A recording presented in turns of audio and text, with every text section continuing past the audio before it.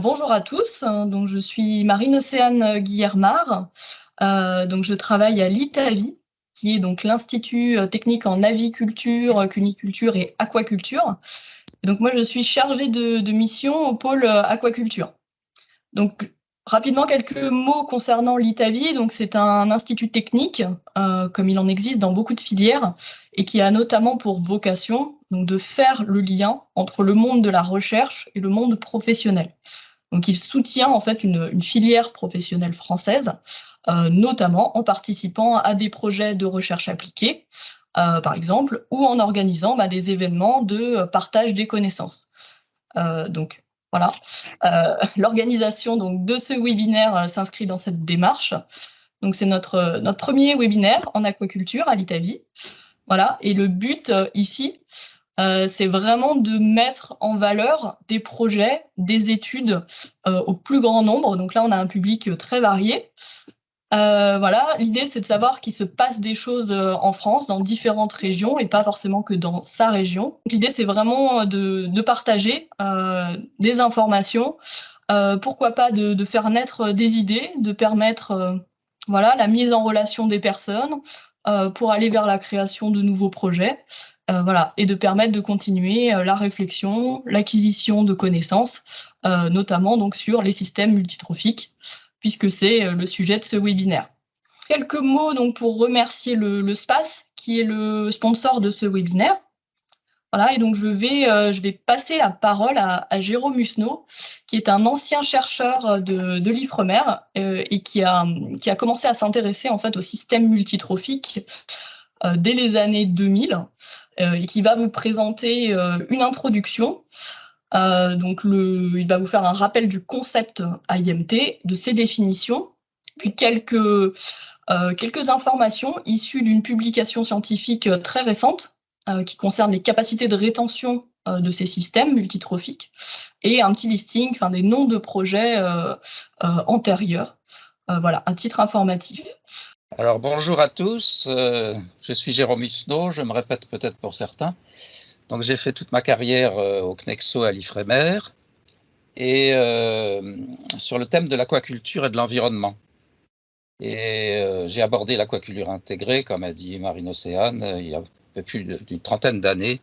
J'étais un petit peu tout seul à défendre ces idées.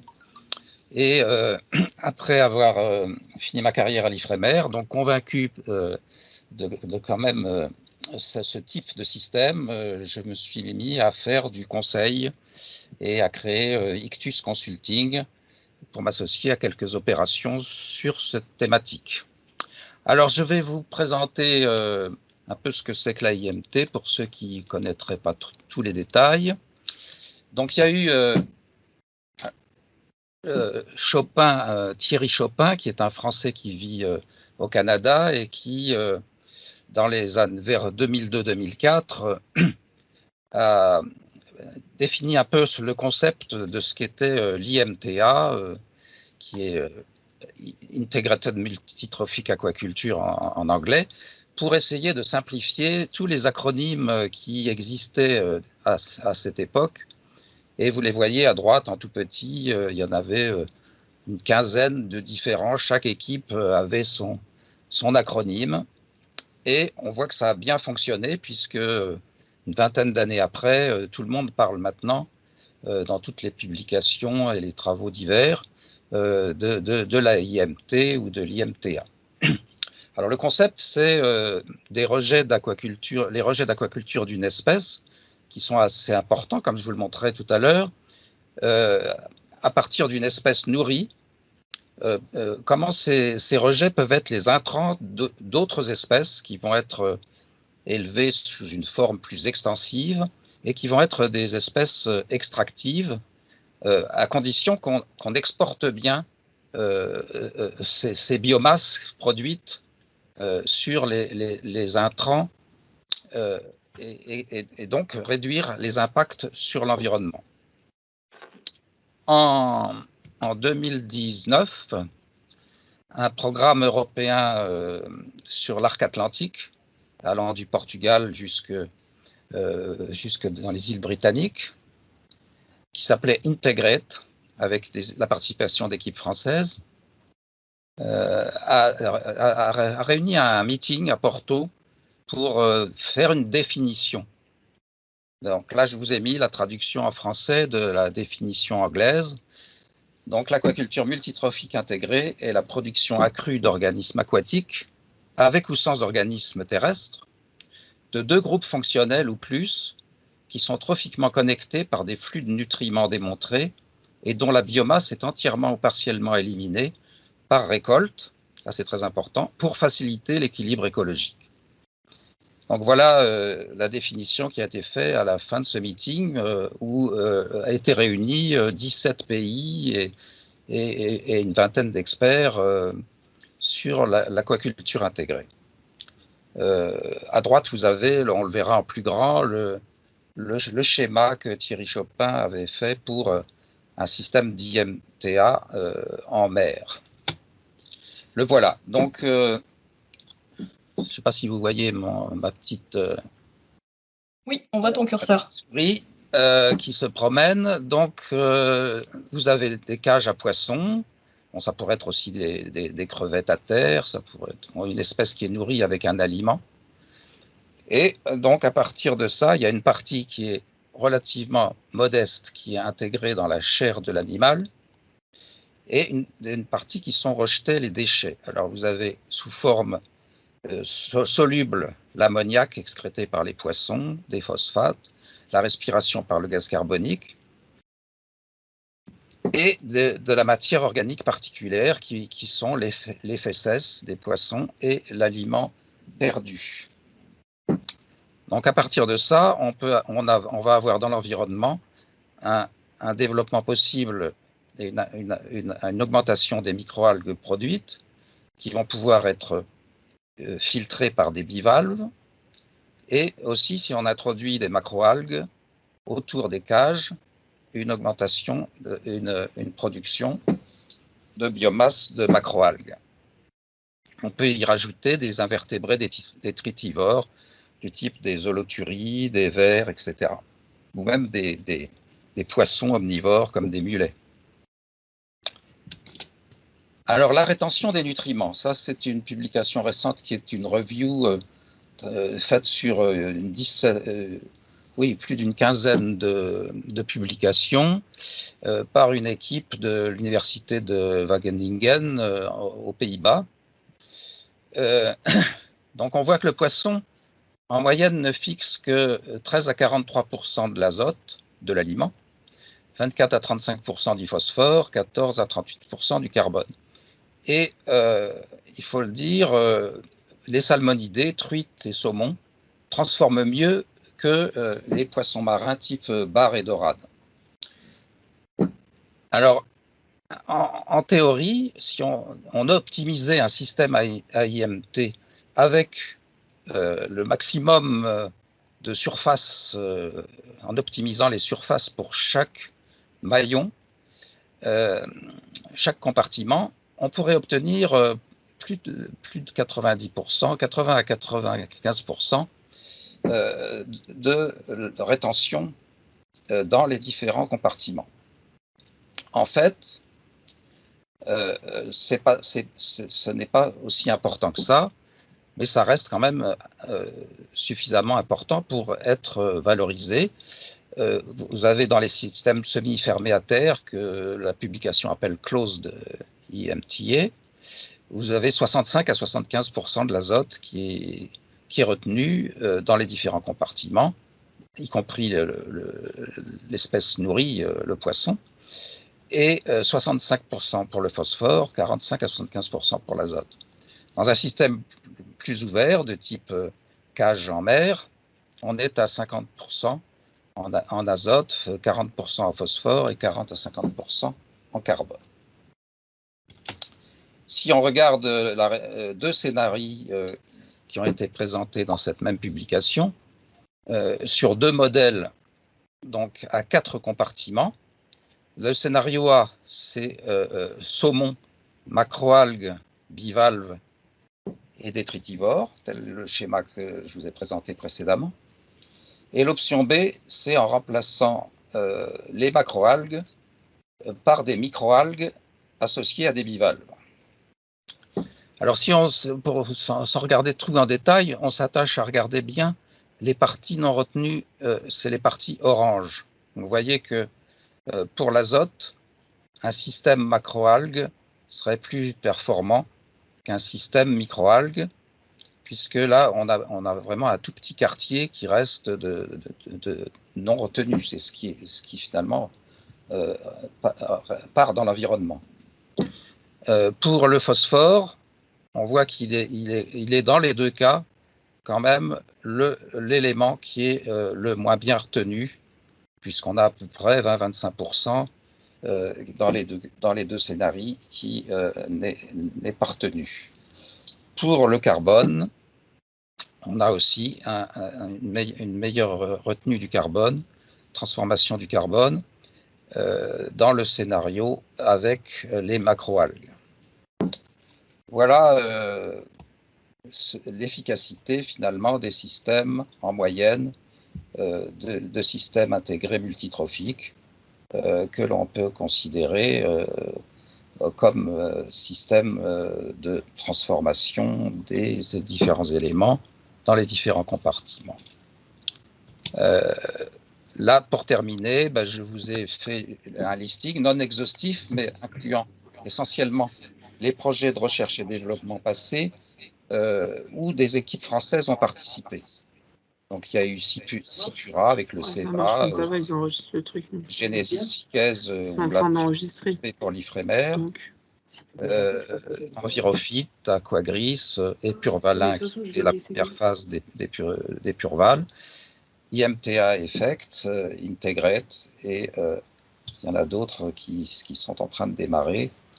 Et si vous voulez en savoir plus sur la petite histoire de l'aquaculture intégrée, vous irez en bas ici, j'irai directement sur une présentation que j'avais faite, invitée par le projet Integrate, où il y a 55, je crois, diapositives qui présentent l'histoire de l'aquaculture depuis avant Jésus-Christ jusqu'à aujourd'hui. Voilà, je vous remercie. Ok. Alors, donc du coup, moi, je vais vous présenter le programme Epurval 2, donc les principaux résultats que nous avons obtenus donc, sur les deux sites, donc en Manche et en Atlantique. Donc, le programme Epurval 2, hop, on va y arriver, hop. Donc, Epurval pour épuration et valorisation donc, des effluents d'élevage piscicole, donc marins uniquement, par des systèmes AIMT.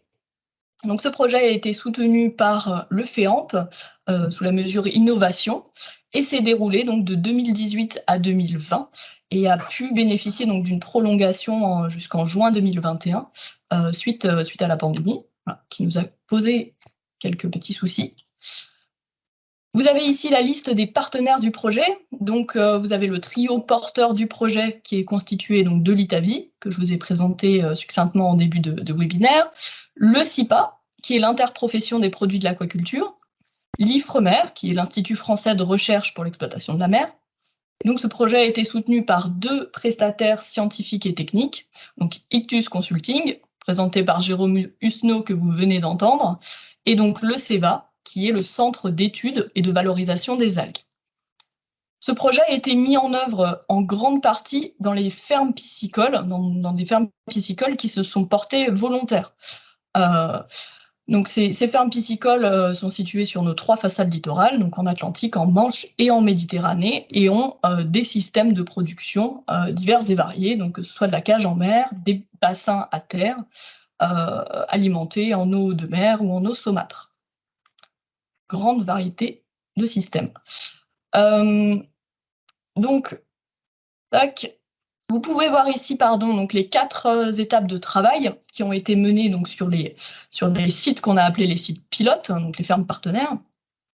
Et donc, le but de ce programme, finalement, c'était de proposer et de mettre en place des petits systèmes AIMT, donc vraiment à l'échelle plutôt expérimentale, exploratoire, en ajoutant donc un niveau trophique supplémentaire, en plus de l'élevage du poisson, voilà, tout en s'adaptant aux particularités et au mode de fonctionnement et à la qualité de l'effluent et à la quantité de l'effluent, voilà, de chaque site. C'était vraiment designer quelque chose pour un site un site de production, hein, de poissons déjà en fonctionnement. C'était une des difficultés d'ailleurs de ce projet. Donc pour cela, on a débuté donc par un diagnostic des fermes pour proposer un pilote, donc comme je vous le disais, adapté à chaque site. Ensuite, on a mis en place et étudié ce pilote. Et enfin, donc on a caractérisé les produits obtenus et leur voie de valorisation potentielle. Donc moi, je vais vous présenter ici uniquement les principaux résultats qu'on a obtenus sur les sites donc Manche et Atlantique. Et mon collègue, donc Bastien Sadoul, vous présentera les résultats qui ont été obtenus sur les sites méditerranéens, juste après cette présentation. Alors, il y a un petit temps de latence, j'ai l'impression. Hop. Donc, on va commencer par les études menées sur la première ferme, donc la ferme marine du Douai, donc, qui est une écloserie de bar et de dorades en bassin, en eau de mer, où nous nous sommes intéressés donc, à la valorisation des rejets dissous par la culture d'algues. Donc, la particularité de cette ferme marine, c'est qu'elle possédait en fait déjà une série de lagunes dans lesquelles sont cultivées depuis plusieurs années des algues vertes, des ulves, que l'on connaît aussi sous le nom de salades de mer, quand elles sont valorisées en alimentation humaine. Et donc le premier objectif de cette étude, ça a été de caractériser la composition de ces algues vertes, notamment pour mieux connaître les voies de valorisation potentielles.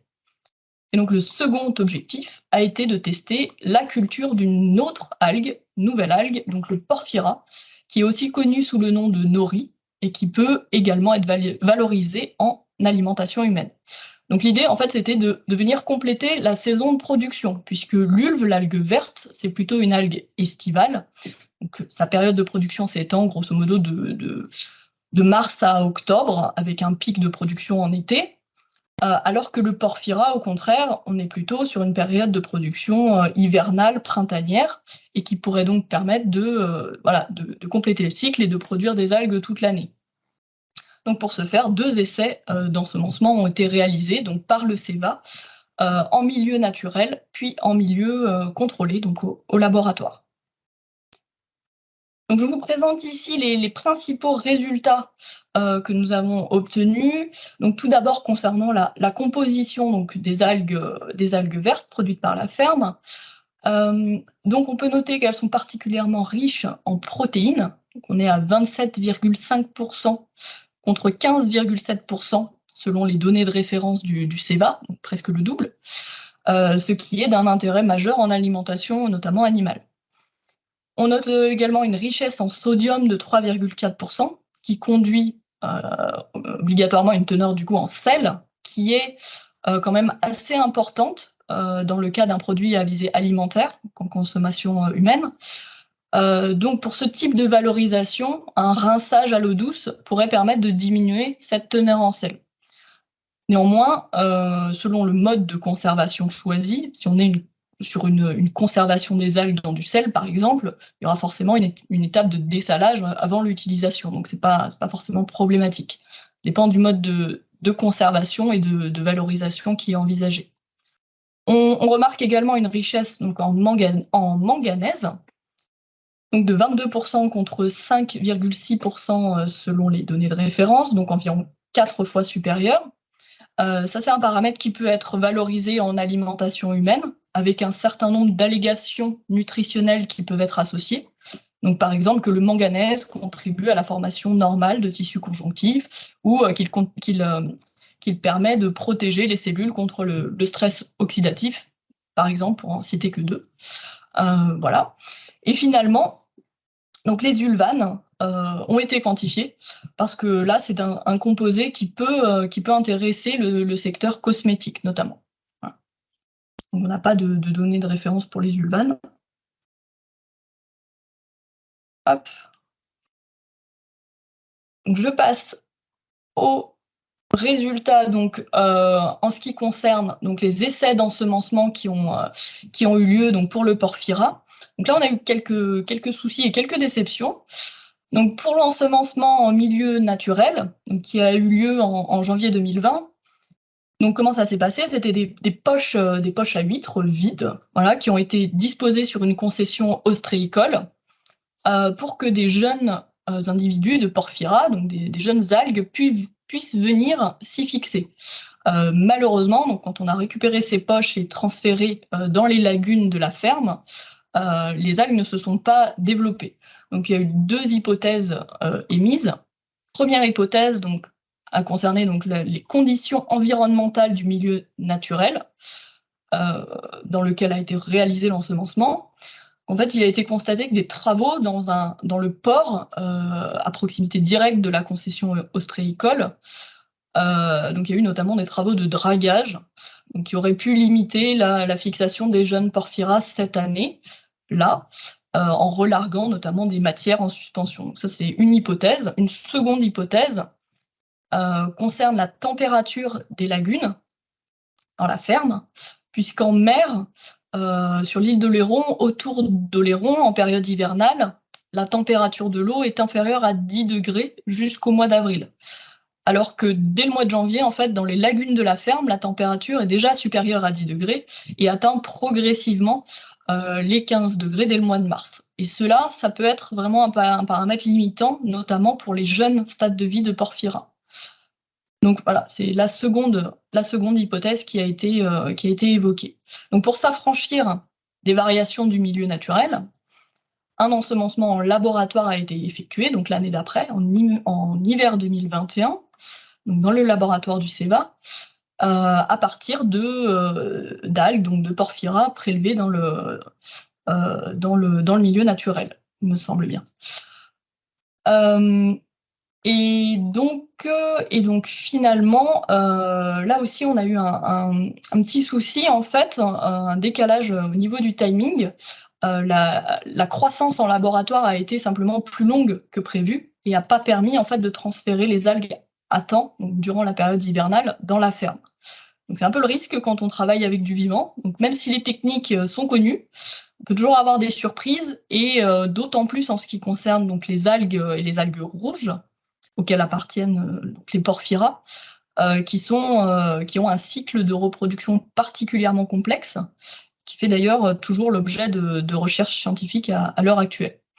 Donc voilà, finalement, on ne peut pas dire aujourd'hui si la culture de Porphyra est réellement possible sur ce site, à FMD.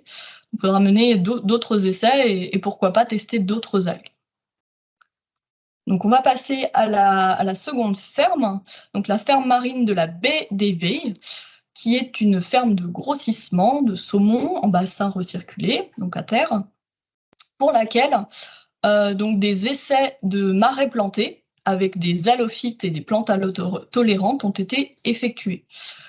Donc les halophytes, ce sont des végétaux qui ont besoin de sel pour se développer ou qui tolèrent une certaine salinité pour les plantes halotolérantes. On les appelle aussi plus communément les légumes de bord de mer. Vous connaissez peut-être la salicorne ou l'astère maritime, par exemple, qui font l'objet de cueillettes dans certaines régions. Donc, je vais vous présenter ici rapidement le système qui a été mis en place. Donc, ce sont des marais plantés horizontaux de subsurface, c'est-à-dire que l'effluent va circuler donc à l'horizontale tout le long du marais, donc il entre à une extrémité et ressort par l'autre, sans avoir de lame d'eau, de couche d'eau en surface du marais. Chaque marais est composé d'une couche de gravier dans le fond, une bâche tissée et une couche de sable par-dessus. En entrée du système, on a une cuve de mise en charge qui va permettre de distribuer le même effluent à chaque marais, et on a donc des sorties individuelles pour pouvoir mesurer les choses, effectuer des analyses. Au total, on a donc 6 marais, dont 4 qui ont été végétalisés suivant différentes conditions, et 2 qui n'ont pas été végétalisés pour servir de témoins. Chaque marais possède donc en entrée une vanne qui permet de régler un débit et donc d'appliquer une certaine durée, un certain temps de résidence de l'effluent dans chaque marais. Voilà pour la présentation rapide du système. Donc maintenant les objectifs. Donc, malgré la pandémie, on a quand même 2 stages de master 1 et 2, qui ont pu être réalisés. Donc, le stage d'Antoine Évrard de juin à août 2020 et Camille Retailleau de mars à juin 2021. Donc, je les remercie. Et donc, ils se sont intéressés à 2 principaux objectifs sur cette ferme. Donc, tout d'abord, étudier la capacité épuratoire de ces marais, essentiellement vis-à-vis de l'azote et du phosphore dissous, et ce, en fonction de 2 temps de résidence de l'effluent dans les marais, donc 1 et 3 jours, et en fonction de plusieurs assemblages végétaux. Un deuxième objectif, ça a été de réaliser un screening végétal, c'est-à-dire de tester la culture de plusieurs espèces végétales pour déterminer celle qui se développe en fait le mieux dans ce système-là en particulier. Alors, avant de vous présenter les résultats, je vais faire un focus très rapide sur les différents mécanismes qui permettent l'épuration donc, de l'azote et du phosphore dans ce type de marais planté, donc horizontal de subsurface. Donc, on s'attend à avoir donc une épuration de l'azote donc en conditions d'anoxie, c'est-à-dire en absence d'oxygène, donc une dénitrification bactérienne qui permet en fait simplement de sortir l'azote du système en le convertissant en diazote gazeux. Donc on part de nitrate, on passe par une étape nitrite, par différents intermédiaires et on finit en diazote gazeux. Une autre voie, une voie d'épuration, je vais y arriver, du phosphore. Donc pour le phosphore, il va pouvoir être en partie stocké par des mécanismes donc essentiellement d'absorption dans le marais. Et pour donc ces 2 éléments, azote et phosphore, ils vont pouvoir être assimilés directement par les plantes pour produire de la biomasse végétale. Voilà. Et on sait que cette voie donc d'épuration directe par les plantes, elle est relativement faible en fait, quelques pourcents, dizaines de pourcents suivant les études. Mais par contre, elle permettrait de favoriser des processus bactériens et notamment des processus de dénitrification. Et finalement, donc par cette voie-là, on peut obtenir une biomasse végétale qui est potentiellement valorisable suivant les espèces qu'on a choisi de cultiver. Donc voilà pour les mécanismes vraiment d'épuration qu'on s'attend à avoir dans ce type de marais planté. Donc vous avez ici les résultats, les principaux résultats. Donc tout d'abord concernant la capacité épuratoire des marais. Donc au cours des 2 stages, on a mesuré en moyenne des taux d'épuration plus importants pour un temps de résidence plus long, donc le temps de résidence de 3 jours, et ce, quel que soit le couvert végétal, donc planté ou non. Donc on a obtenu un taux de 27% en moyenne d'épuration de l'azote inorganique dissous et 28% du phosphore inorganique dissous. Donc, ce qui est environ 2 fois plus efficace pour l'azote et 4 fois plus efficace pour le phosphore par rapport à un temps de résidence de 1 jour. Donc, par contre, en sortie de marais, on a noté plusieurs choses. Donc, une anoxie du milieu, normal, processus de dénitrification. Par contre, une production quand même de nitrite et un ratio DCO sur NO3, donc carbone sur nitrate, assez faible, qui nous amène à penser qu'il y a bien un processus de dénitrification bactérienne, mais qu'elle n'est pas complète, en fait, qu'il va manquer du carbone pour que cette dénitrification s'effectue complètement, soit totale.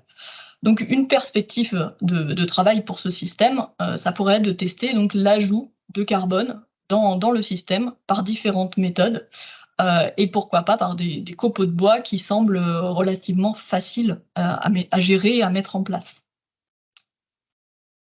Donc, concernant le screening végétal qui a été effectué, donc on a semé ou bouturé différentes espèces, donc par exemple des astères maritimes, des mertensia maritimes, qui sont des plantes au goût d'huître, pour ceux qui connaissent, les Canna indica, différentes variétés de quinoa, des roseaux, des salicornes. Et donc dans le top 3 des espèces qui se sont donc vraiment bien développées et qui se sont même ressemées toutes seules pour certaines, donc pour l'astère et la salicorne.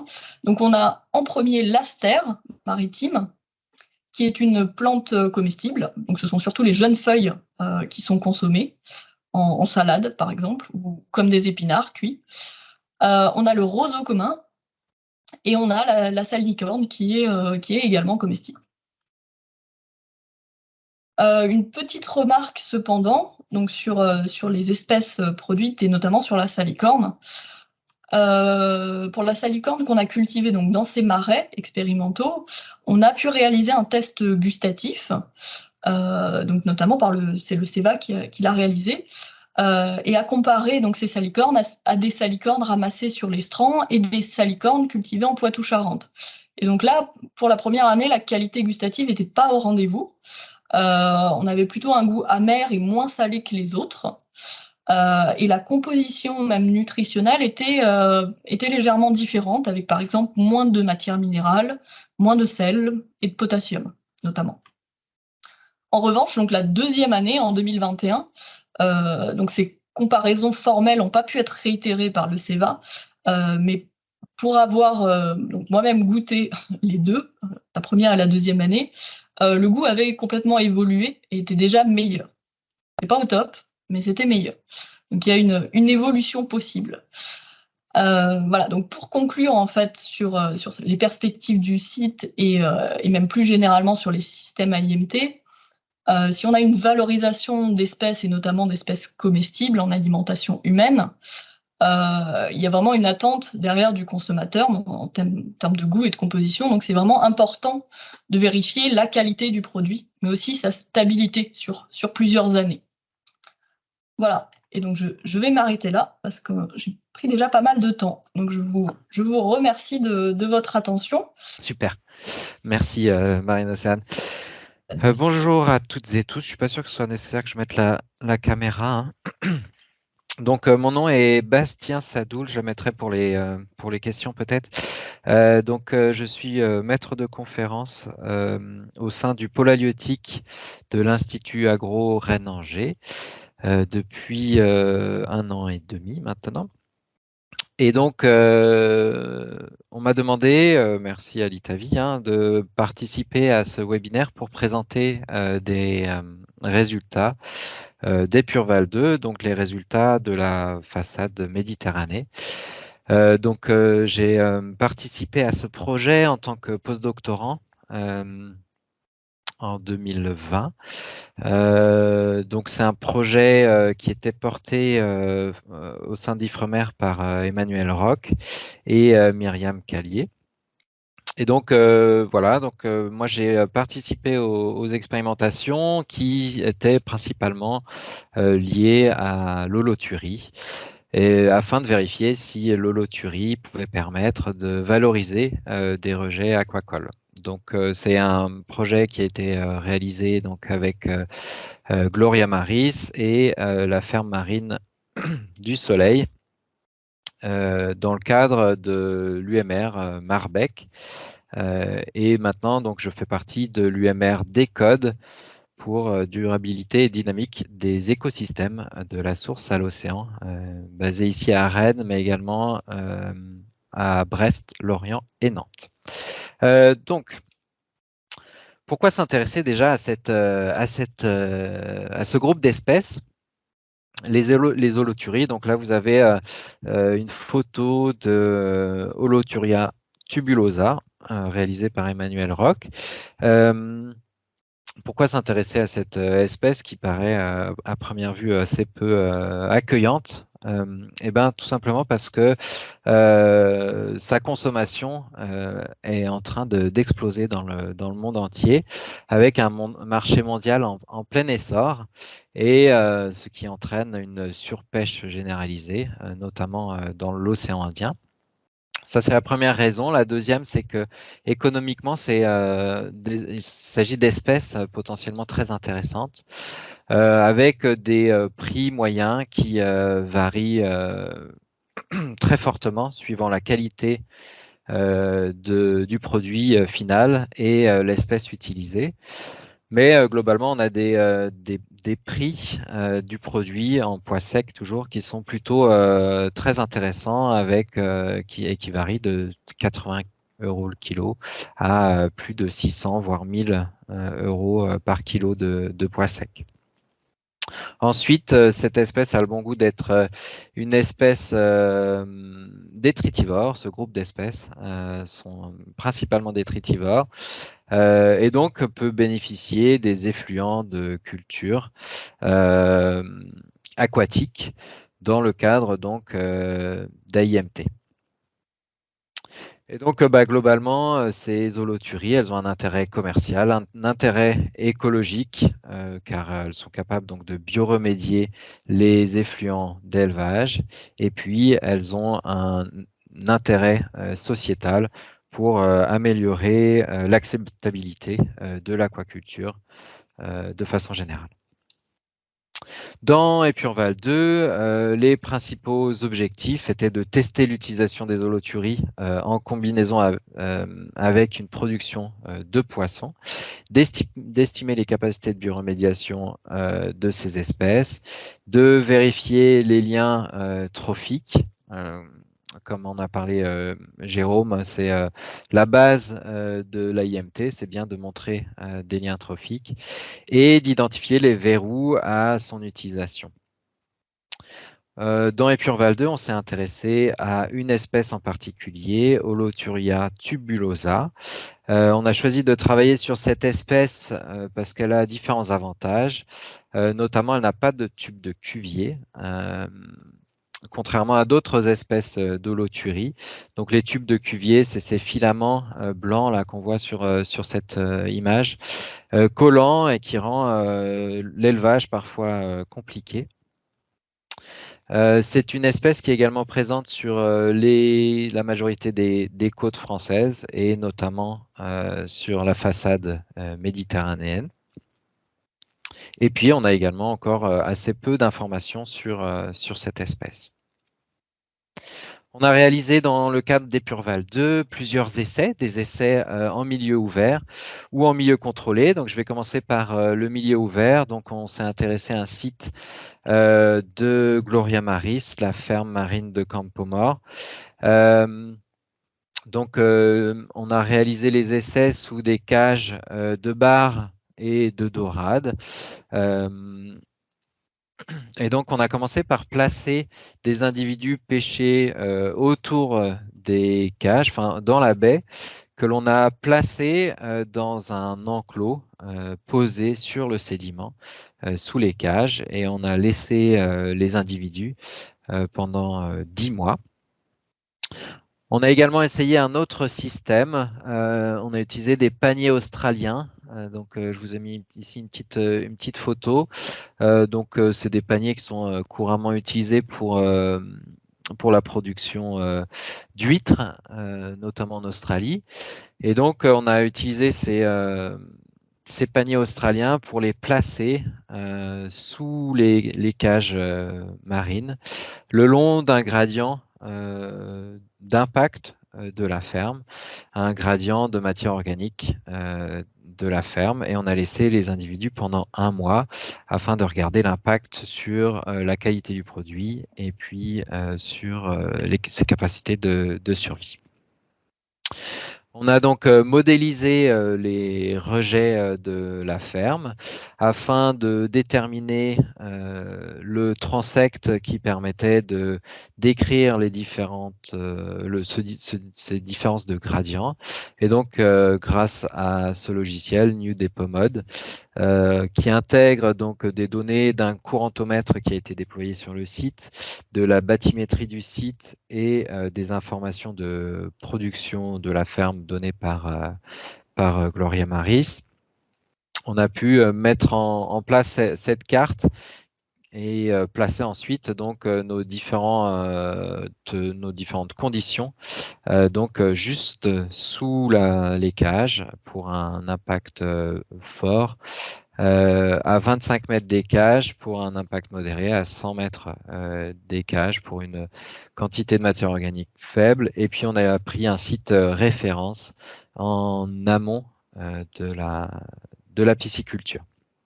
Et donc on a vérifié par isotopie que les sédiments présentaient bien des différences de qualité, de composition. Et donc, vous voyez ici l'utilisation d'isotopes stables pour montrer qu'en effet, entre les sédiments prélevés à 0, à 100 et à 25 à 100 et au site référence, on a bien une différence forte de la composition isotopique du sédiment. Donc, on a bien placé nos individus sur un gradient de matière organique qui provenait de la ferme de Campo-Mort.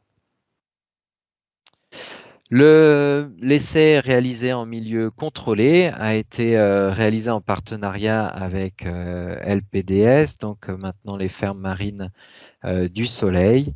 Nous avons placé un container sur le site d'Ifremer-Palavas, un container rempli de bassins qui permettait d'accueillir un ensemble d'individus également prélevés autour de Sète et de Frontignan. Ces individus ont été placés dans 16 bassins différents afin de pouvoir contrôler la température, la luminosité de ces différents bacs et pouvoir réaliser un ensemble de mesures.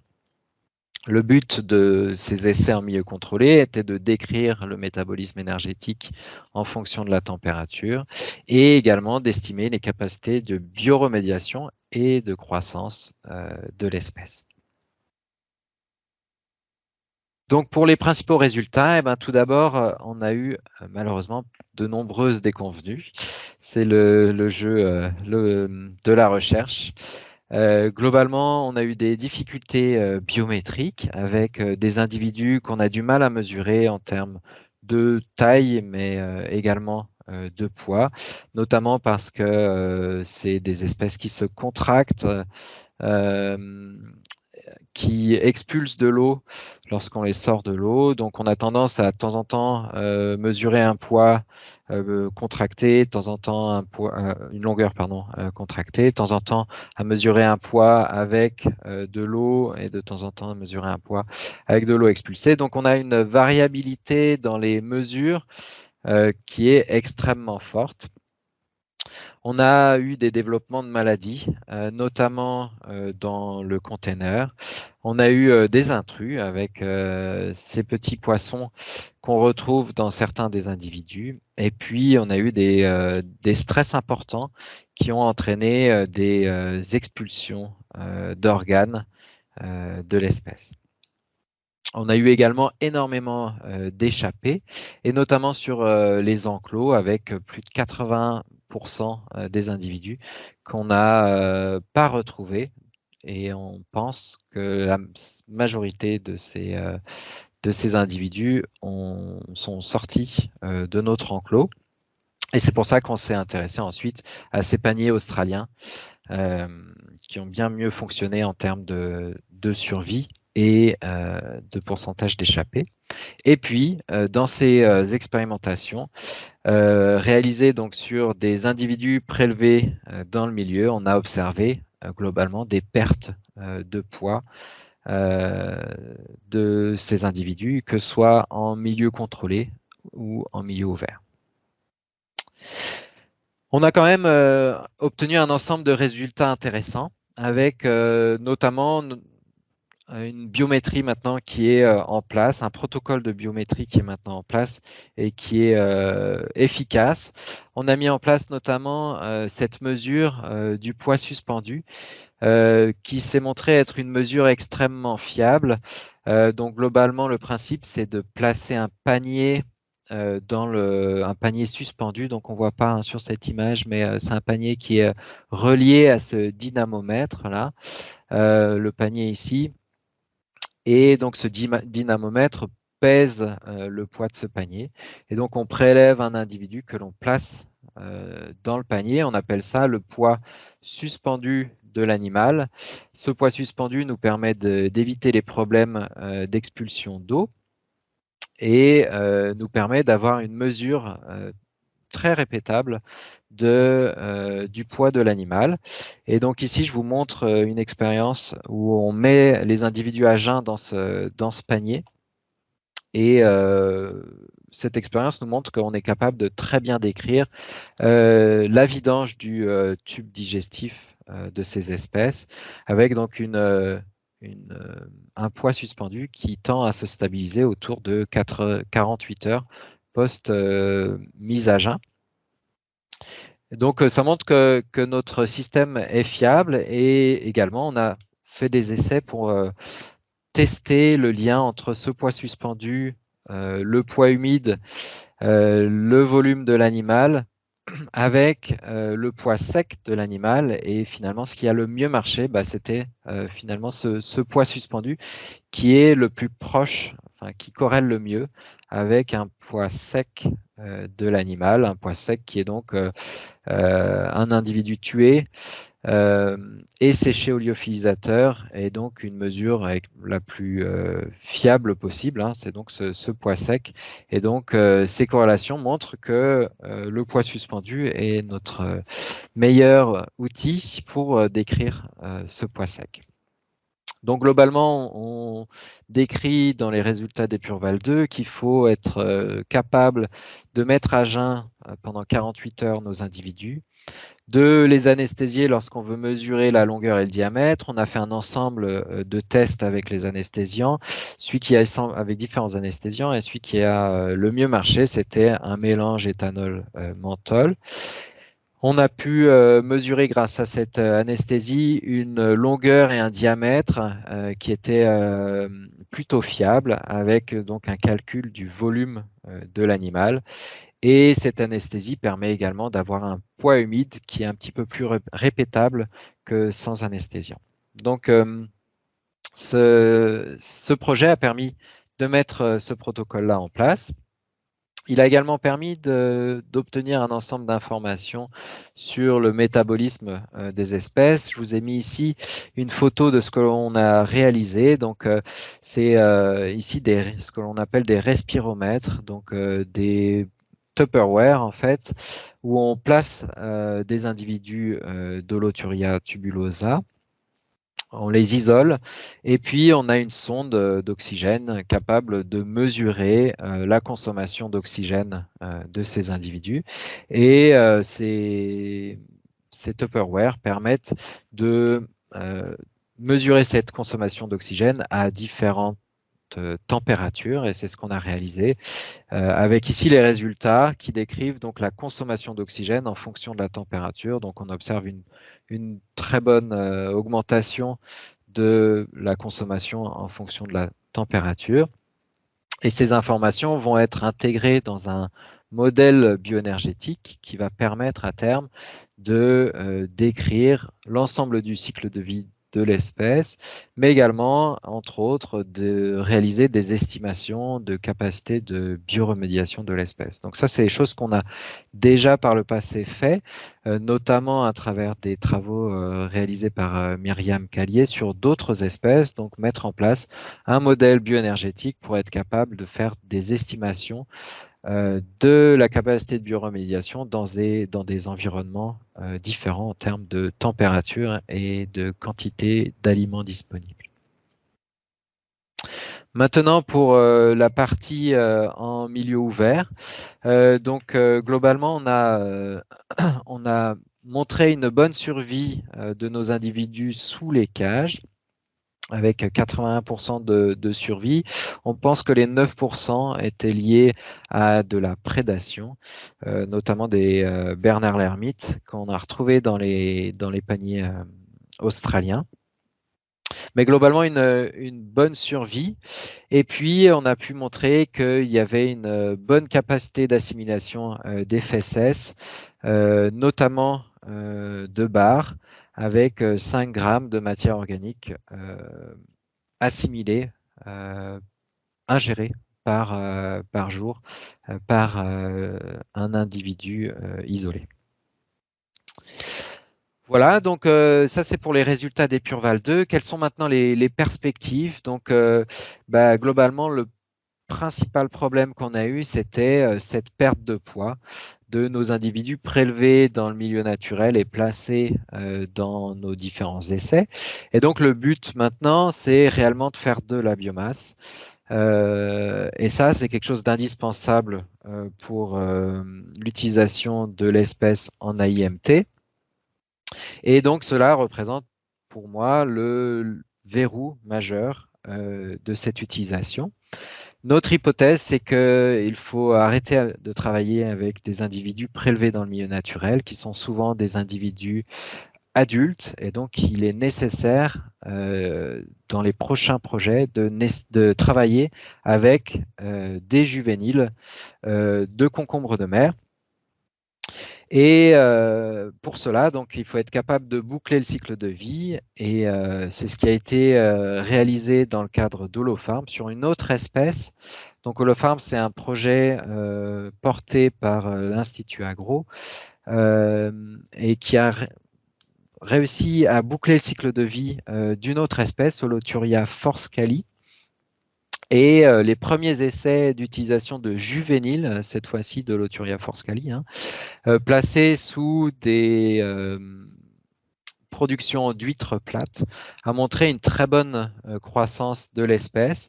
Donc avec ici, en 6 mois, 100% de survie et une multiplication par 4 du poids de l'animal. Donc vraiment des premiers résultats qui sont extrêmement encourageants avec des juvéniles, certes d'une autre espèce, mais qui semblent indiquer que on peut élever ces espèces dans un système AMTI à partir du moment où on utilise des juvéniles. Et donc, après avoir vu ces résultats, on a lancé un autre projet, donc c'est la suite d'Integrate, afin de confirmer ces résultats en réalisant les expérimentations sur une année, en suivant cette fois-ci plus précisément la température et puis en testant différentes conditions de densité, à nouveau sur Holoturia forscali. Et donc, pour pouvoir réaliser ça, il faut être capable de boucler le cycle de vie de Holoturia tubulosa afin de pouvoir tester si, en effet, notre hypothèse est la bonne, qui est qu'il faut commencer à travailler avec des juvéniles d'Holoturia tubulosa pour pouvoir observer une croissance de l'espèce dans un système AMTI. Et donc, dans ce cadre, il y a un projet en cours qui est le projet HoloSud, réalisé avec l'Ifremer de Palavas, qui vise donc à mettre en place, à boucler le cycle de vie. Et donc, HoloSud a eu des premiers résultats concluants sur cette reproduction en milieu captif, avec maintenant des difficultés à boucler entièrement le cycle de vie. Mais les premiers résultats sont concluants sur notre capacité à reproduire Holoturia tubulosa et à réussir les premières phases pélagiques de l'espèce. Donc pour conclure, globalement une forte demande pour ces espèces, donc un vrai potentiel pour les deux espèces que je vous ai présentées, mais surtout pour donc Holoturia tubulosa dans le cadre des Purval 2. Un vrai potentiel pour faire de la bioremédiation à partir du moment, on pense, où on utilise des juvéniles avec lesquels on peut faire de la biomasse, on pense, en IMTA, mais également en monoélevage. De nombreux projets donc en cours sur cette espèce qui ont permis d'apporter énormément d'informations, mais il reste encore de nombreux verrous, notamment sur notre capacité à standardiser la reproduction de ces espèces, sur les densités nécessaires pour réaliser ces élevages en AIMT, mais également en monoélevage. Et puis, notre capacité à l'utiliser sous différentes espèces. Donc, je vous ai montré des résultats avec le bar et la dorade, avec de l'huître creuse, mais il serait intéressant maintenant de tester d'autres combinaisons d'espèces pour vérifier que nous sommes capables de réaliser de la biomasse avec ces espèces. Donc voilà pour un rapide tour d'horizon des résultats d'Epurval 2 côté Méditerranée. Je voulais remercier donc tous les partenaires, le FEAMP qui permet de financer une grande partie de ces différents projets, et puis l'ensemble des acteurs de ce travail. Voilà, merci pour votre attention, et puis je suis disponible par mail pour des questions sur ces projets. Donc, je vais me présenter déjà, Christophe Gégère, je suis ingénieur d'études à l'INRAE, à l'UMRSAS de Rennes. Et donc, je vais vous présenter un système qui a été testé au lycée de la mer et du littoral de Bourse-Franc, donc sous la houlette de Vincent Gaillet. Et donc, ce système associe des dorades, des gambas, des huîtres et des palourdes dans des étangs, plus précisément dans des clairs qui sont utilisés en général pour les huîtres, hein, donc dans des clairs ostréicoles. Alors, ce projet a été fait dans le cadre, donc qui s'appelle SIMTAP, a été fait dans le cadre d'un financement PRIMA. Donc, c'est un financement européen qui concerne le bassin méditerranéen. Et donc, ça a été fait en association avec des collègues turcs, maltais, donc la France pour l'INRAE et le lycée, et avec des Italiens. Et donc, le programme est coordonné par l'université de Pise, et il y a aussi associé l'université de Bologne et de Milan. Ce projet-là, donc ce projet SIMTAP, est basé sur les principes de la MTI et aussi de la durabilité. Donc, ce que je vais vous présenter aujourd'hui, c'est plutôt la partie AMTI. Et les objectifs du projet, c'est de réduire les émissions vers l'environnement, mais aussi de réduire l'utilisation des ressources, donc d'être le plus autonome possible, et notamment sur l'utilisation de l'énergie, de l'eau, des farines et huiles de poisson et du soja. Donc le système que je vais vous présenter, il a été conçu avec ces objectifs-là, et on a suivi plusieurs paramètres, dont la qualité de l'eau, donc ça c'est pour la partie environnement, les performances de croissance et aussi l'efficacité d'utilisation des nutriments. Donc je ne vais pas revenir sur la définition ni le principe de la MTI, juste pour vous dire que quand on a réfléchi à ce système, on a considéré plusieurs compartiments. Et donc, on a pris en compte l'aliment, notamment, vous verrez, sur la composition et sur les intrants, et sur le choix du poisson en lien avec cet aliment-là. Mais aussi pour la partie coproduction, on a pris en compte le compartiment filtreur et détritivore. Donc, les filtreurs avec des huîtres et des palourdes, et la partie détritivore avec les gambas. Et on a considéré de manière indirecte, puisque ce qui est en vert, c'est la partie sur laquelle on a une influence, où on a mis en exploitation ces individus. La partie en bleu, là, le phytoplancton, on l'a considéré de manière indirecte. C'était une production voulue, mais pas maîtrisée. Donc, sur ce qui compose là les différentes parties de notre système, alors l'aliment, on a pris pour principe de le formuler uniquement sur des matières premières végétales et avec, sous la condition de ne pas mettre de farine et huile de poisson, ni d'éléments synthétiques, ni de soja. Donc cet aliment-là, on l'a distribué 5 jours par semaine. Et en complément, on a apporté des moules déclassées. Donc c'est des moules qui sont détruites, qui ne sont pas utilisées par la filière de production de moules. Elles sont en général trop petites, c'est pour ça qu'elles ne sont pas utilisées. Et on les a distribuées 1 jour par semaine. Et on a mis une quantité de moules correspondante à l'aliment, donc on est parti sur une formulation isoénergétique.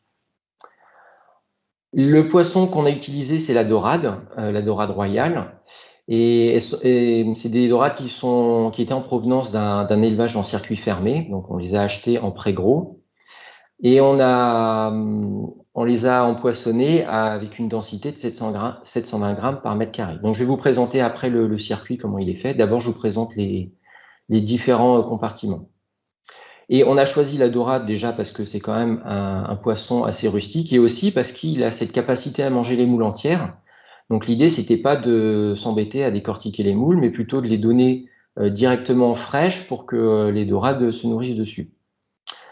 Ensuite, on a utilisé les gambas, donc des grosses crevettes. On les a, pareil, achetées en post-larve et on les a introduites à une densité de 2,5 animaux par mètre carré. Et pour la partie filtreur, on a utilisé à la fois des huîtres creuses et pareil, avec une densité à 2,5 individus par mètre carré et des palourdes. Alors là, on a sans doute un mélange entre la palourde, je dirais, autochtone et la Philippinarium. Et on a introduit 21 individus de 1 été par mètre carré. Donc, le système était configuré de cette façon-là. On avait 4 étangs de production, un étang de sortie et un canal d'arrivée d'eau. Donc, qui était en communication avec l'océan et qui dépendait donc des marées pour son remplissage et sa vidange. Donc, on a une porte pour justement un peu pallier pour être un peu indépendant vis-à-vis des marées. Donc, l'idée, comme je vous l'ai présenté tout à l'heure, c'est que les dorades, donc sur l'étang qui est à gauche, sont alimentées avec de l'aliment formulé, complété avec des moules fraîches. On fait circuler l'eau d'étang à étang, enfin de clair à clair, où l'eau des dorades va dans une première claire composée d'huîtres et de gambas.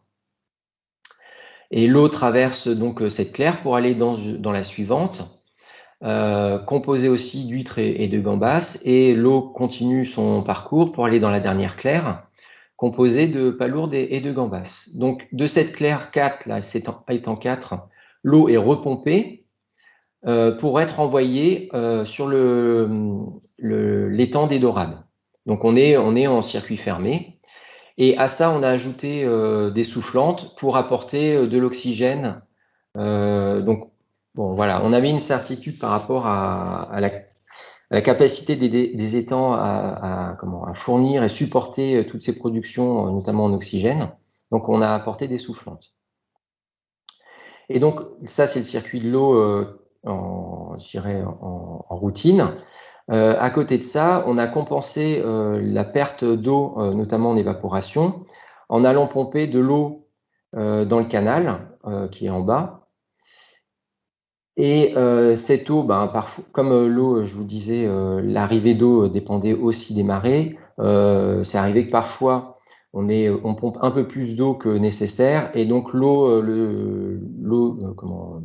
en plus repartait dans l'étang de sortie avant de repartir dans le milieu naturel. Mais c'est globalement arrivé très peu de fois. Donc, un des premiers résultats que je vais vous présenter, c'est sur la qualité de l'eau. Donc, une des premières choses qu'on a observées, c'est qu'on n'a pas observé de différence significative sur la moyenne pour la teneur en azote sur ces différentes formes et en phosphore sur la moyenne annuelle. Par contre, on a aussi fait un suivi de la chlorophylle, et notamment de la chlorophylle totale, la concentration en chlorophylle totale. Et là, on a observé une différence de concentration entre la teneur dans les étangs et la teneur qu'on a pu mesurer dans le canal d'arrivée d'eau, qui nous a servi quelque part de témoin sur la qualité de l'eau. Avec notamment une augmentation de la chlorophylle totale dans les étangs, qui est passée de 2,5 microgrammes à 61 microgrammes par litre au cours de la période de production. Donc cette période de production, elle s'est étalée entre juin et début octobre, où on a pêché toutes les productions. Et ce qu'on a observé aussi, donc on avait des questions par rapport à l'oxygène, c'est qu'effectivement, on a des différences sur la concentration d'oxygène, notamment de l'étang 1 par rapport aux étangs 3 et 4. C'est-à-dire que dans le circuit, on a un niveau d'oxygène qui est quand même assez bas tout au long de l'année sur la claire, sur l'étang 1, qui hébergent les dorades, comparé aux clairs en fin de circuit, donc 3 et 4 avec gambas huîtres et gambas palourdes. Et un niveau assez intermédiaire sur l'étang 2, donc qui se trouve juste après les dorades. Alors on a poussé un peu aussi cette investigation sur l'oxygène, avec notamment un suivi, on en a fait plusieurs, mais là celui-là, c'est celui d'août, un suivi sur 24 heures des concentrations en oxygène, avec toujours pareil, une concentration moyenne qui est inférieure sur l'étang des dorades comparé aux étangs en fin de circuit. Et aussi des fortes variations entre le jour et la nuit, avec notamment des niveaux qui atteignent 4 mg par litre d'oxygène, voire un peu en dessous pour la claire avec les dorades en fin de nuit, début de matinée. Ensuite, ce que je vais vous présenter, c'est les résultats pour les productions. Donc d'abord les dorades. Alors comme vous pouvez le voir sur le graphique, entre juin et juillet, les poids des dorades n'ont pas augmenté. Par contre, on a eu une augmentation jusqu'à la fin de l'expérimentation, avec un poids qui atteint 350 grammes pour un début qui était un peu plus de 200 grammes. Donc sur globalement 4 mois de production. Alors le premier mois, en fait, sans croissance, on l'explique par deux choses. Déjà, c'est des poissons qui arrivaient de circuits fermés qui se retrouvaient en étang. Donc voilà, un gros changement de conditions d'élevage. Et aussi, on a observé que les dorades ont mis 1 mois avant d'aller s'alimenter sur les moules. Donc par contre, une fois passé ce cap des 1 mois, là, on a eu une très bonne croissance. Et en global, sur la période, par rapport à ce qu'on attendait comme croissance des dorades, eh ben, on obtient un poids final qui est conforme à ce qu'on espérait. Ensuite, on a fait un calcul d'indice de consommation.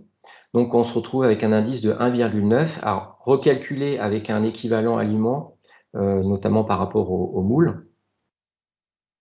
Et aussi un taux de survie qu'on estime quand même plutôt bon, avec 90%, sachant, comme je vous le disais, que c'est des poissons qui sont passés de circuits fermés en étang.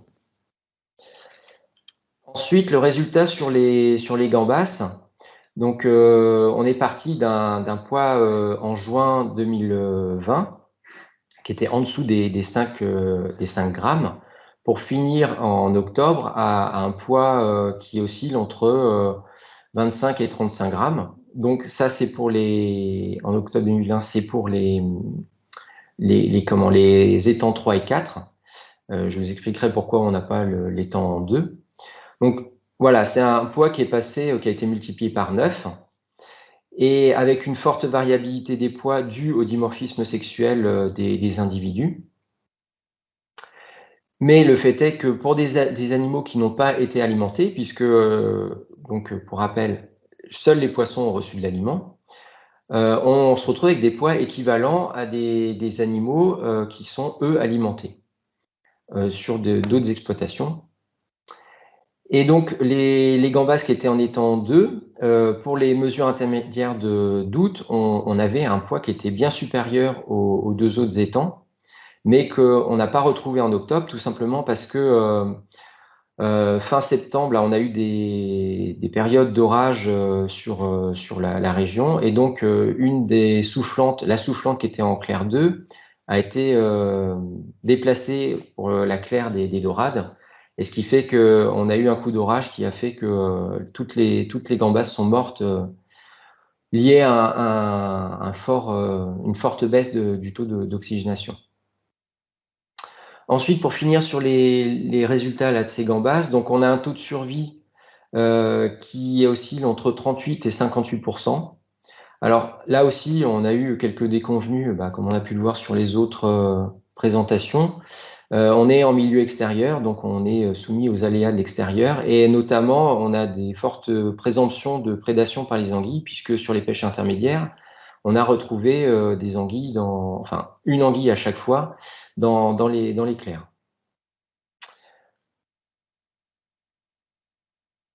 Autre résultat donc sur les huîtres. On a, on a fait un suivi sur le poids total, donc qui correspond à coquille plus chair. Et donc, on a observé une belle augmentation du poids total, donc avec un poids début qui était autour de 40 grammes, pour arriver jusqu'à plus de 80 grammes sur les huîtres en étang 3. Sur la pesée intermédiaire, on n'a pas observé de différence significative entre les deux étangs, pour le poids total entre les deux étangs.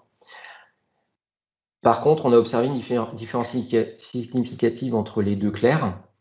Autre point intéressant à observer, c'est le taux de remplissage. Donc, on a ouvert des huîtres et on a calculé le taux de remplissage par rapport à de la chair fraîche aussi. On n'a pas fait par rapport à la matière sèche. Avec une augmentation pour au départ un taux de remplissage en dessous de 15% jusqu'à plus de 20% en fin d'expérimentation et une différence significative entre les deux clairs. Donc globalement, les huîtres dans l'étang 3 étaient plus lourdes et plus remplies que les huîtres dans l'étang 2, qui est donc à la suite des dorades. Et pareil, un taux de survie qui est important à noter, puisqu'on était à 90% de taux de survie, ce qui n'est pas observé chez les producteurs couramment. On est plutôt sur des taux de survie qui sont bien plus faibles. Et ensuite, les palourdes. Donc là, on n'avait qu'un étang avec des palourdes. Pour autant, on a quand même observé une belle croissance des palourdes avec un poids total moyen qui a doublé en une année et qui a permis d'atteindre un poids commercial, donc commercialisable dès la fin de la première année de culture. Avec pareil un taux de remplissage qui était assez important comparé à ce qu'on peut observer couramment, avec un taux de remplissage autour de 20% contre 16% au début. Alors, si on n'a pas observé d'augmentation du taux de remplissage entre les deux pesées, c'est-à-dire la pesée d'août et la pesée d'octobre, par contre, on a observé une amélioration du taux de remplissage entre le début et le milieu et la fin. Et on a aussi un taux de survie qui est estimé à 70%. Par contre, là, on manque un peu de repères par rapport à ce qui est couramment observé en élevage. Enfin, le dernier point que je voulais vous présenter, c'est l'efficacité d'utilisation des nutriments. Donc, Jérôme Husneau en a parlé, alors pas présenté de la même façon, mais dans son introduction. Nous, on a fait un calcul un peu différent dans le sens où on a voulu voir qu'est-ce que l'apport de nouvelles productions pouvait apporter par rapport à l'élevage de dorades seul. Donc, ce qu'on a observé, c'est qu'on avait un gain d'efficacité d'utilisation des nutriments, donc pour l'azote et le phosphore, de 10%. Sachant que le calcul a été fait avec une entrée des nutriments correspondant à l'aliment formulé plus les moules, et une sortie correspondant à l'azote ou le phosphore présent dans la composition de la dorade, de la gambasse, de l'huître et des palourdes. Et donc, on a fait aussi ces calculs à partir des données bibliographiques qu'on a pu trouver. Donc, voilà, c'est un accroissement de 10% qui fait aussi que on est quand même assez confiant sur l'intérêt de faire un système de cette façon-là. Au-delà de ça, donc un premier bon résultat et qui est quand même assez important, c'est qu'on a réussi à obtenir une croissance des dorades sur une alimentation à base d'un aliment végétal, complété par des moules déclassés. Donc, des moules qui étaient a priori détruites, là, sont valorisées avec la croissance de poissons. Mais pas que, puisqu'on a aussi indirectement une valorisation de cet aliment avec de la croissance des gambasses. Donc, comme je vous le disais, seuls les poissons sont alimentés, pas les autres productions. Et avec des très bonnes croissances comparées à ce qu'on peut observer sur des élevages commerciaux. Bon, après, sur le taux de survie, il y a des choses à améliorer, comme sur la configuration générale de ce système-là, mais c'est quand même encourageant. Autre conclusion, c'est sur l'apport d'air. Donc, on avait des doutes, mais ça s'est vérifié. Notamment sur la fin d'été, avec ces périodes orageuses, il y a besoin d'apporter de l'air pour supporter la production. C'est pas forcément toute l'année, mais il y a quand même ce point clé qui est à valider. Et autre source de satisfaction, c'est la croissance des coquillages, que ça soit palourdes ou huîtres, où on a des très bons résultats, notamment on l'observe aussi avec le taux de remplissage, ce qui nous fait quand même penser qu'on a un potentiel bien supérieur pour la production de ces coquillages-là dans le système. Donc, conclusion finale, je dirais, c'est que on a quand même une amélioration des performances, de l'efficacité d'utilisation des nutriments dans le système. On a aussi une limitation de l'utilisation des ressources via l'aliment sur les matières premières. Donc, on n'a pas utilisé d'huile et de farine de poisson ni de soja. On a aussi, on a aussi une limitation de l'eau puisqu'on a rempli uniquement en début et pour compenser l'évaporation. Autrement, on n'a pas fait d'apport d'eau supplémentaire. Donc, on a un système qui est quand même assez stable. Ce qui fait aussi qu'on limite les rejets dans l'environnement. Et enfin, un point aussi assez important, c'est qu'on augmente le nombre de productions dans le système. Donc, on n'a pas un système qui est uniquement basé sur la production de dorade, mais aussi sur des compléments qui ne sont pas non plus négligeables, puisque la valeur ajoutée de la crevette est quand même non négligeable. Voilà, je vous remercie de votre attention. Donc, moi, je vais vous présenter, du coup, je suis Brian Four, je travaille en tant qu'ingénieur de recherche au laboratoire Stella Mar, donc de l'Université de Corse, et sous la direction de Sonia Ternango, qui avait donc déposé ce projet au FEAMP et qui a donc été financé. Et c'est en partenariat avec, je reviendrai dessus par la suite, avec la ferme marine des Sanguinaires, donc de Gloria Maris, donc dans la baie d'Ajaccio. Et je vais donc vous présenter en gros un peu le début, la philosophie du projet, ce qu'on est en train de mettre en place et les premiers résultats, puisqu'en fait, les expérimentations ont réellement et pour la plupart commencé début d'année 2022. Alors, juste pour vous faire un petit rappel sur les structures partenaires du projet, donc c'est d'une part les producteurs aquaculteurs donc de Gloria Maris avec la ferme marine des Sanguinaires, donc qui est dans la baie d'Ajaccio. Alors, c'est un groupe aquacole et qui, à la ferme marine des Sanguinaires, produit du maigre, de la dorade royale et du bar à hauteur de presque 1000 tonnes par an. Donc, la ferme aquacole, elle est basée donc, en pleine mer avec une courantologie qui est assez forte dans la baie d'Ajaccio et c'est un site Natura 2000. Et puis, nous, le laboratoire Stella Mar de l'Université de Corse, on est plutôt un laboratoire qui est spécialisé donc, en ingénierie écologique sur le domaine littoral et marin.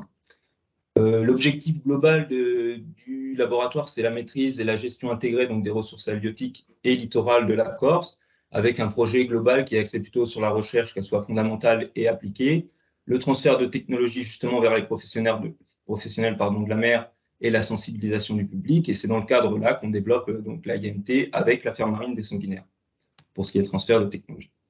Donc, l'objectif global et la méthodologie générale du projet, c'est de concevoir donc, et mettre en œuvre un pilote qui soit expérimental d'aquaculture intégrée multitrophique en Méditerranée.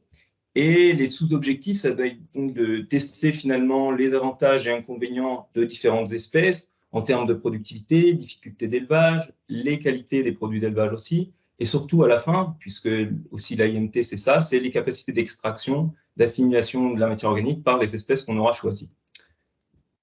Alors, le projet il vise aussi à identifier finalement les points de blocage justement sur les espèces et les structures, parce que, bon, je vous en parlerai par la suite, mais on a eu déjà des expériences de pilotes IMT avec la ferme marine des Sanguinaires, sur lesquelles on a déjà identifié des problèmes, pas uniquement sur les espèces, mais aussi sur les structures. Donc, côté espèces, ce serait plutôt donc, évaluer les taux de mortalité, une croissance qui pourrait être ralentie, justement en lien avec les structures qu'on propose, ou une qualité des produits qui serait médiocre à la consommation, par exemple.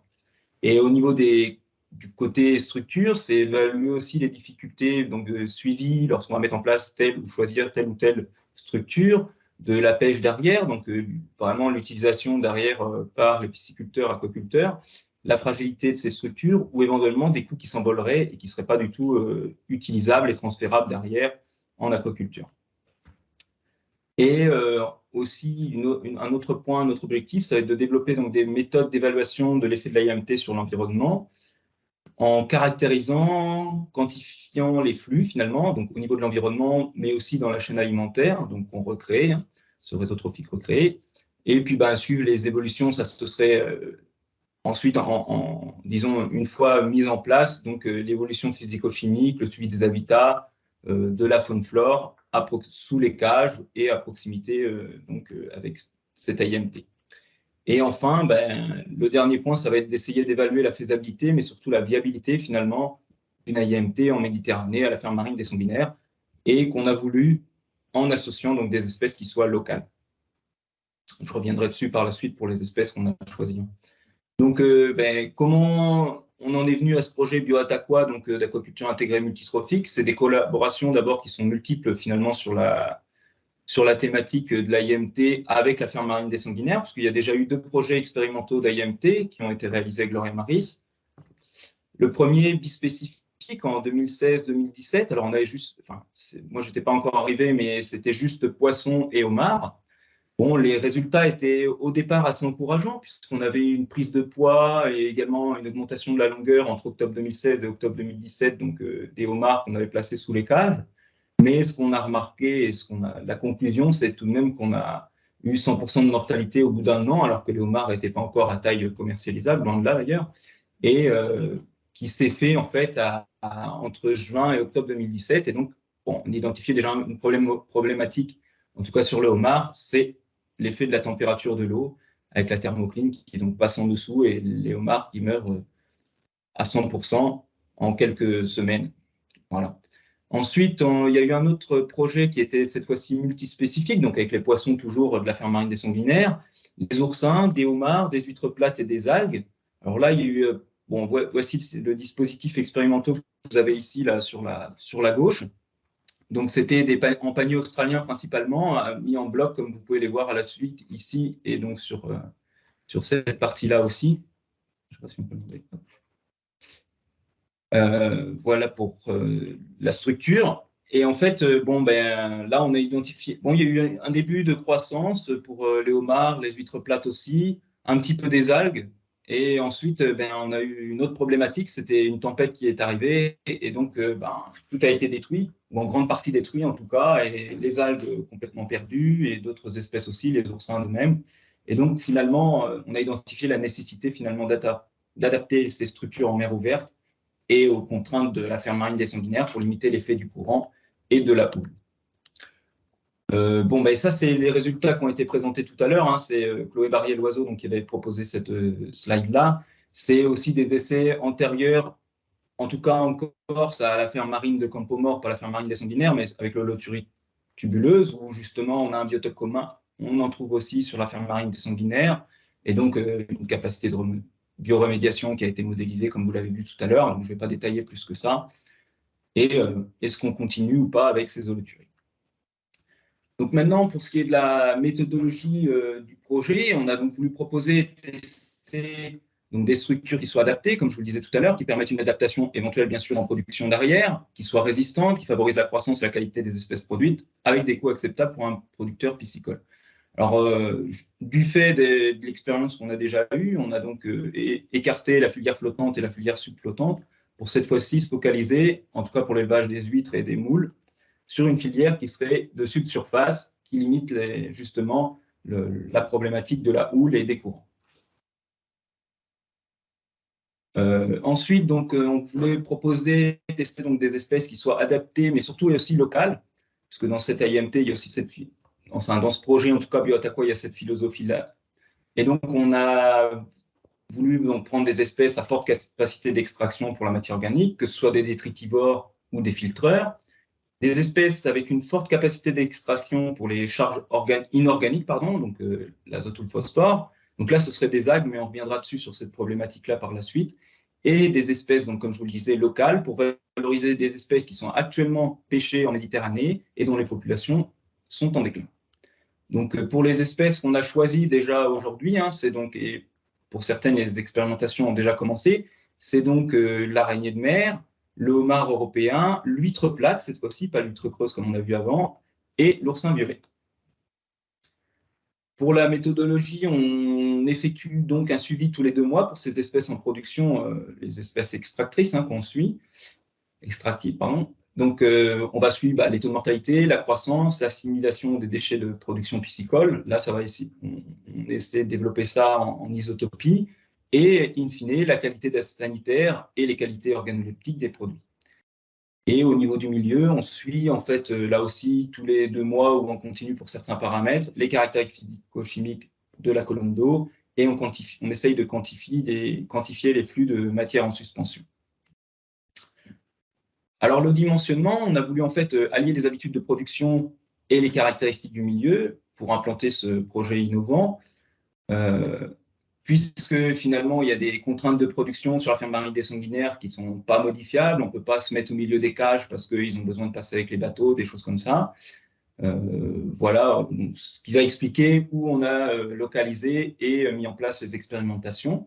Donc, on a commencé d'abord par faire un point zéro des habitats benthiques et des qualités d'eau sous les cages et surtout autour. Donc, ça s'est fait sur les 11 stations que vous avez ici.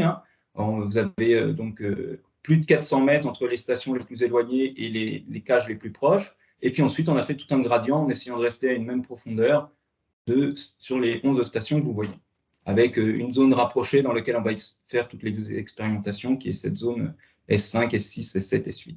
Et les cages, c'est ce que vous avez ici. Donc, désolé pour la qualité de la photo, mais c'est donc ce que vous avez ici avec de l'eau qui sont ici. Donc sur ces cages, sur ces 11 stations, on a donc effectué des suivis des habitats benthiques par l'intermédiaire de relevés par quadrat, espèces reconnues, etc.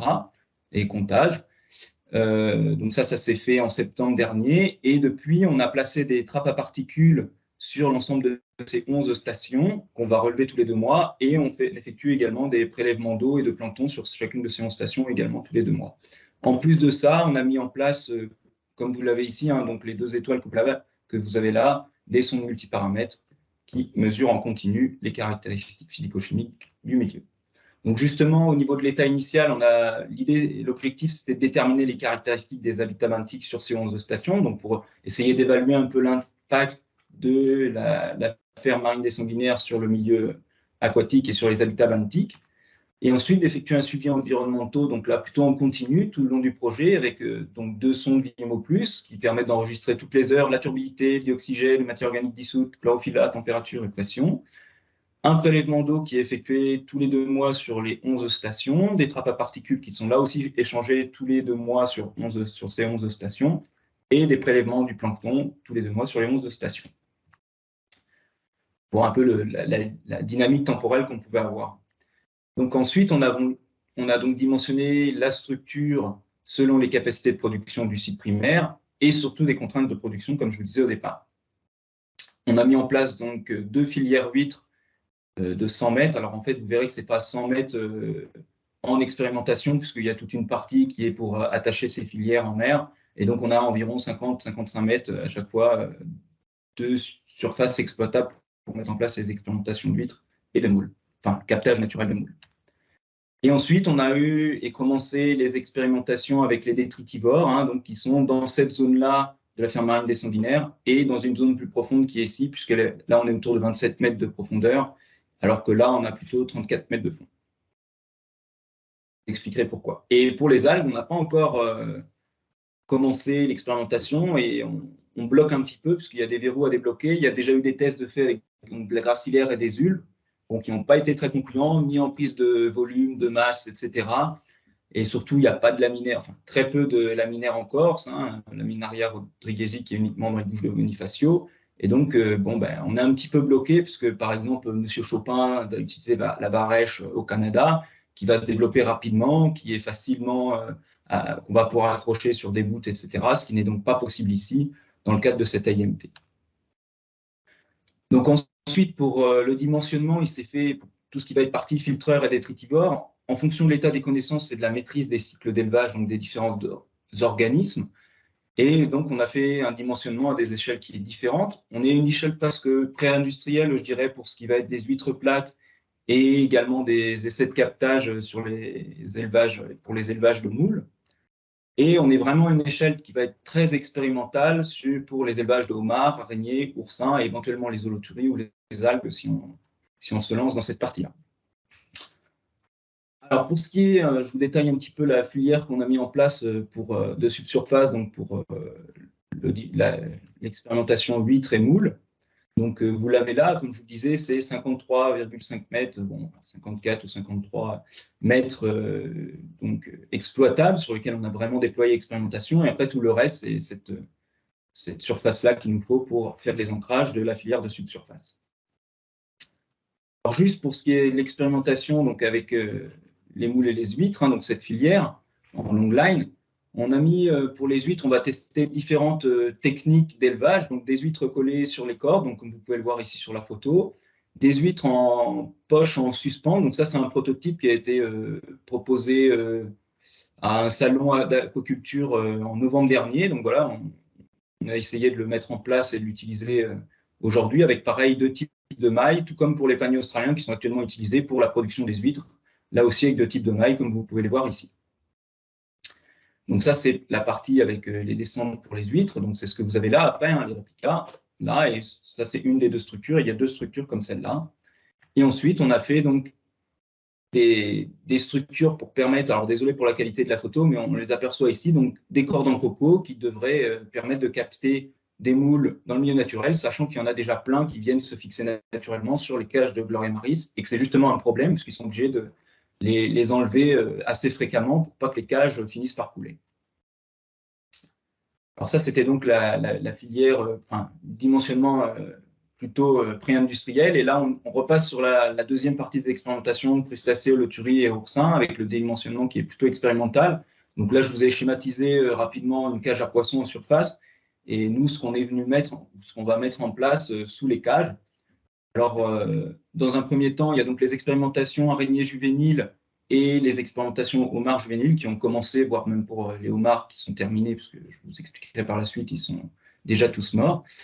Et donc, pour ce qui est des araignées juvéniles, on les a mis en panier australien, puisqu'on les a mis en place, elles faisaient entre 1 et 2 cm en longueur, donc des tout petits individus qui avaient quelques mois.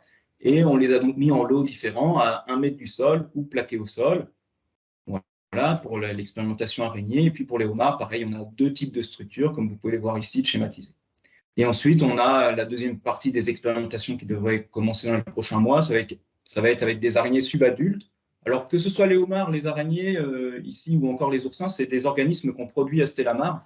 Donc on maîtrise le cycle de reproduction et en gros les premiers stades de vie larvaire.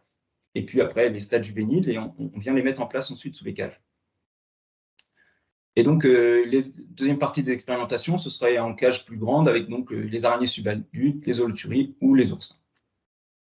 Donc, je vais vous faire un petit zoom sur ce qui est vraiment lancé actuellement, donc l'expérimentation araignée.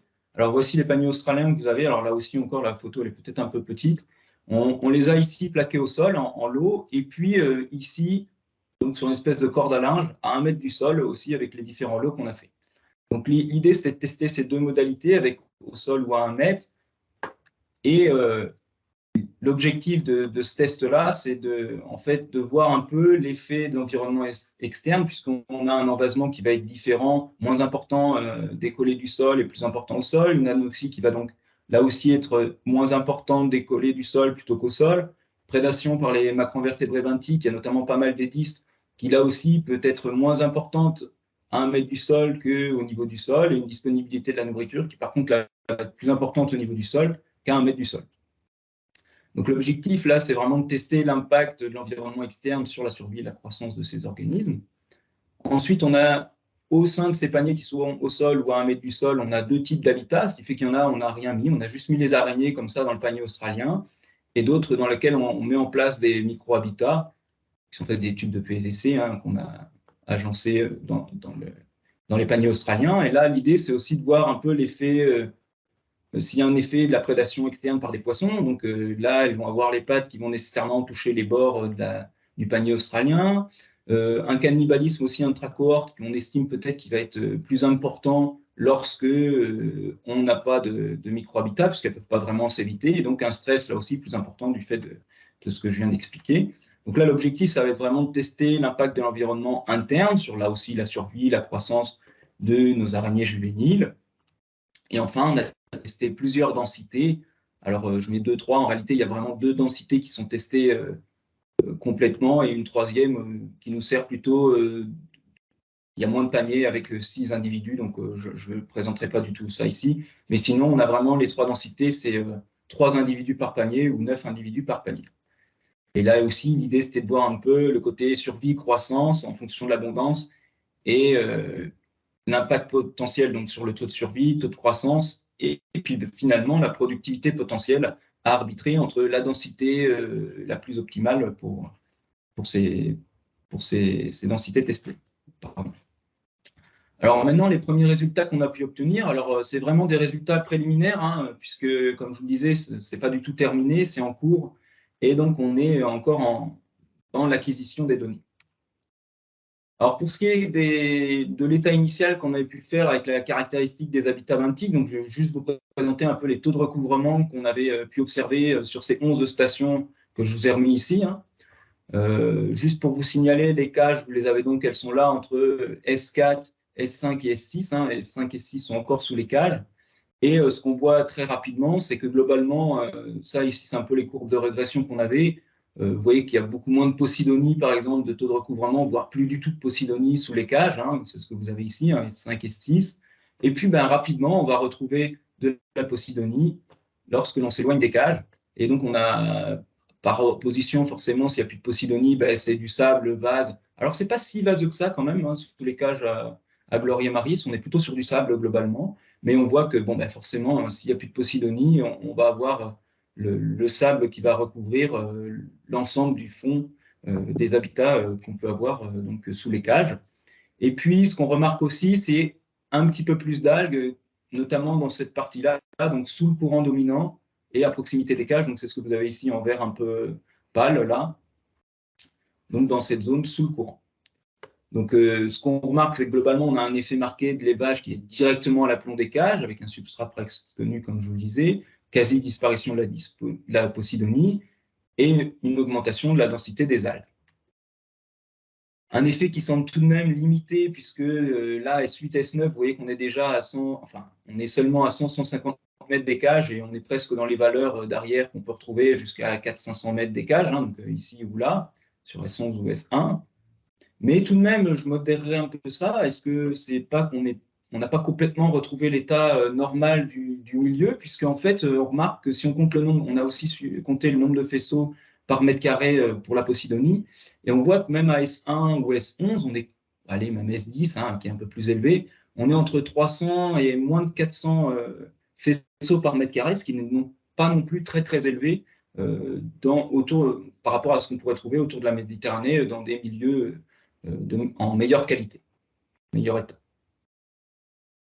Pour ce qui est maintenant des suivis sur les trappes à particules, donc là, c'est les trappes à particules qui sont là aussi positionnées sur les 11 stations que vous avez là. On a un effet date qui est significatif. Donc ici, vous avez à chaque fois les 11 stations. Alors c'est inversé, hein, donc de S1 à S11 ici. Toujours pareil, la localisation des cages. On voit une très forte variabilité pour certaines stations, et en fait, c'est un effet date. Bon, sur celle-ci, on a une date où on a vraiment les trappes à particules qui étaient très remplies. On ne sait pas trop ce qui s'est passé, donc voilà, c'est ce qui ressort, c'est que pour l'instant, on a juste un effet date qui est significatif. En revanche, l'effet station, il est non significatif pour le moment, même si l'acquisition des données nous semble intéressante à poursuivre. On a tout de même une tendance, alors je l'ai un petit peu renforcé, juste c'est une courbe qui n'a pas, voilà, que j'ai dessiné moi-même, hein, mais pour montrer un petit peu qu'on a quand même des valeurs plus faibles qui semblent, lorsqu'on est plus éloigné des cages, que sous les cages ou à proximité directe des cages. Pour ce qui est de la matière en suspension qui est collectée donc, dans les trappes à particules, parce que le premier graphique, vous aviez la quantité de sédiments et ensuite uniquement la quantité de matière organique prélevée dans ces sédiments, enfin, qu'on a pu trouver dans ces sédiments par passage au four à moufle. Alors, pour ce qui est des sondes multiparamètres, donc je vous disais, on a 2 sondes multiparamètres, une qui est assez éloignée des cages et sous le courant, donc qui normalement est peu influencée, en tout cas la qualité d'eau est peu influencée par les rejets issus de la pisciculture. On est plutôt à 150 mètres donc, des cages de ce côté-là, côté nord-est. Et puis ensuite, vous en avez une à 20 mètres, 25 mètres des cages, donc dans le côté sud-sud-ouest, donc ici. Alors, pour celle sud-sud-ouest, c'est celle que vous avez en première dans les 2 graphiques. Et la nord-nord-est, c'est les résultats de la deuxième. Alors, je vous montre juste les résultats donc, pour la turbidité et pour la concentration en chlorophylle A en ppb, qui sont significatives. Donc, on a des données de turbidité et de chlorophylle A qui sont significativement donc, supérieures à proximité des cages, même si je vous ferai remarquer que les valeurs de turbidité et de chlorophylle A en partie en ppb sont quand même restent très faibles, que l'on soit à proximité des cages ou plus éloigné des cages. Alors maintenant, on va passer aux résultats sur les espèces extractives en test. Alors ça, c'est la première expérimentation donc, sur les homards. On avait installé, donc, comme je vous le disais tout à l'heure, 280 homards à 34 mètres de fond à proximité des cages en juin 2021 dans 2 types de structures. Donc, il y avait des micro-habitats où ils étaient bien sûr, les homards, ils vont s'entretuer si on les met ensemble. Hein, ce n'est pas du tout des individus, des organismes sociaux. Donc, ils ont toujours été séparés et mis un par un dans les structures. Mais donc, vous aviez des structures, on avait 6 homards, et puis d'autres structures où on avait beaucoup plus de homards, puisque là, on mettait 4 homards par étage. Et donc, vous avez les résultats en bleu pour cette première structure et les résultats en orange pour la deuxième structure. Ce qu'on remarque, c'est que en fait, là, on est en juin. Là, on est en juillet. Uniquement les homards de cette première structure ont été suivis. On voit que déjà, on n'avait plus qu'en moyenne 50 et quelques % de survie, de taux de survie. Au bout d'un mois, bon, ils ont été placés à 34 mètres quand même. Hein. Et puis, 3 mois, donc au mois de septembre, on était déjà à 3% de survie pour ce qui est des homards qui étaient placés dans les hôtels à homards, si on veut. Et on était autour de 20% de survie pour les homards placés dans ces micro-habitats, avec un peu plus d'espace, plus de disponibilité de la nourriture peut-être. Et puis ensuite, bon, on voit qu'au bout de 7 mois, mortalité complète ou presque complète de l'ensemble des homards. Voilà, pour ça, c'est ce que je viens de vous dire. Donc, la thermocline, elle est passée là aussi en dessous des 34 mètres, donc c'est sûrement une des causes, mais elle ne semble pas la seule, puisqu'en fait, après, là, entre donc, le mois de septembre et le mois de janvier, on voit qu'on continue d'avoir de la mortalité, et jusqu'à la fin, il ne nous en reste pas du tout. Donc, est-ce que les habitats sont vraiment optimaux? Est-ce que les ressources disponibles sont suffisantes? Voilà, c'est des questions qui restent encore en suspens actuellement pour cette thématique homard. Alors ensuite, on va passer aux résultats sur les araignées. Donc là, elles ont été mises en place en décembre dernier sous les cages, donc installées dans les paniers australiens, comme je vous ai présenté tout à l'heure, à 27 mètres de fond.